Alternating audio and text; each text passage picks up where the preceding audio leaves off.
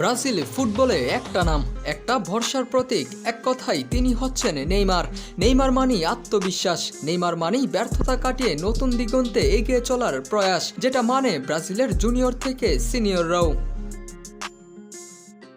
ইনজুরির কারণে মাঠের খেলায় যদিও খেলতে পারছে না নেইমার, কিন্তু তাও যে ভিনি রদ্রিগোদের ভরসার প্রতীক হয়ে নেইমার আছেন দলের সাথেই।